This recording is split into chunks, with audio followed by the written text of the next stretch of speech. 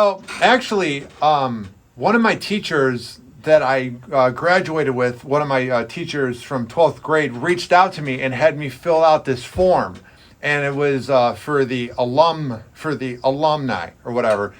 And it said, "What would be some advice you would give your 18-year-old self?" And I wrote down in it because I think they might have me on the Hall of Fame or something. I don't know. And I said I would tell my 14-year-old self this, and I would say, don't try to fit in. It doesn't really matter at the end of the day. And the fact that I tried so hard to fit in back then, Don, is the reason why I had so many hardships in my 20s. And I typed that because I wanted kids to read that. And I wrote some more things, but I was just saying, like, take in every second, learn as much as you can. Because I did all the wrong things growing up. And then I had to learn it working here at the Bone, pissing off Drew, pissing off Kelta, just like social cues. So, like, I would say my upbringing made me want to learn more. But if I could do it over, I would definitely pay attention in class. Because all I was thinking about, Don, was radio, impressing the girls. And none of the impressing the girls ever worked.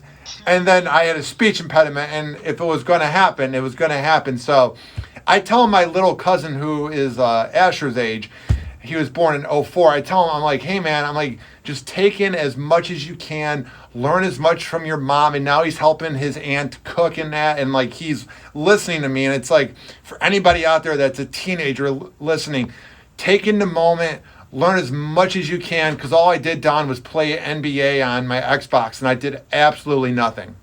I contributed nothing to this world when I was a teenager. Nothing. Ben took everything that he could to not interrupt you with the burning follow-up question that he hasn't said a word that I know he has. What is it, Ben? No, I really don't. I was just taking. No, I don't.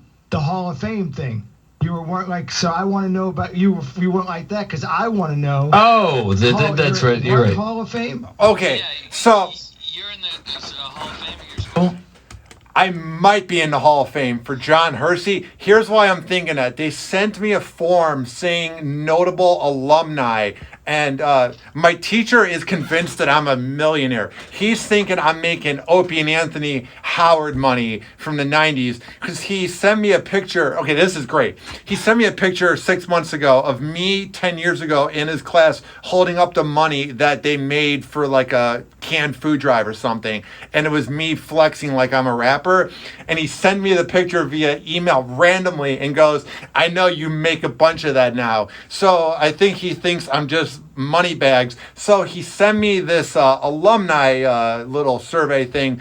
And he goes, because we know you are doing so well in life and kicking ass. And I'm thinking, like, I am kicking ass and I'm doing well, but I know my teacher thinks that I just have this mansion and I drive this new Porsche Panamera and all this.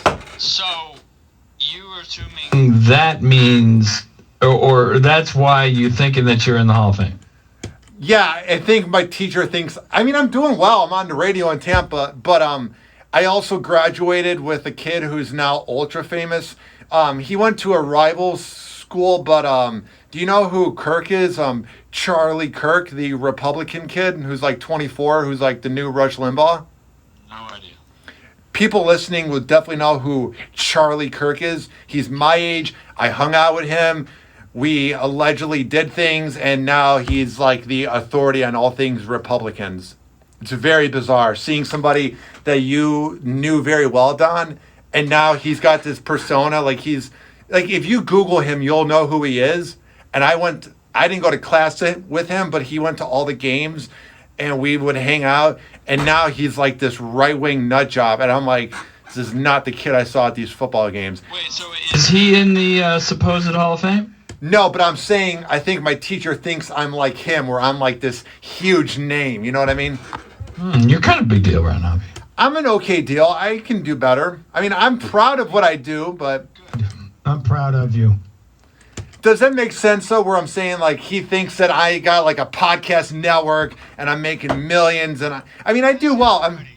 Yeah. People think those things of us, you know. All right, listen, we do have to go to commercial because Oh, man.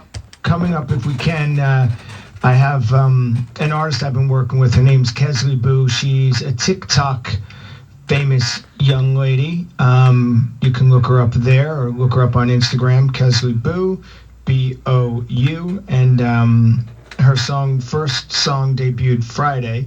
We're going to have her on the show. It was a perception and reality. It was a nice reminder not to judge a book by its cover, because when I saw her on Instagram, this cute girl didn't really think that she was going to have the work ethic and the talent that she does, and was very pleasant. Oh, wow. So we're going to talk to her and much, much more Miggs and Swig Show after these words, so stick around. You're listening to Miggs and Swig on 102.5 The Bone. You already know you can take 102.5 The Bone with you everywhere. Now listen to us on Odyssey.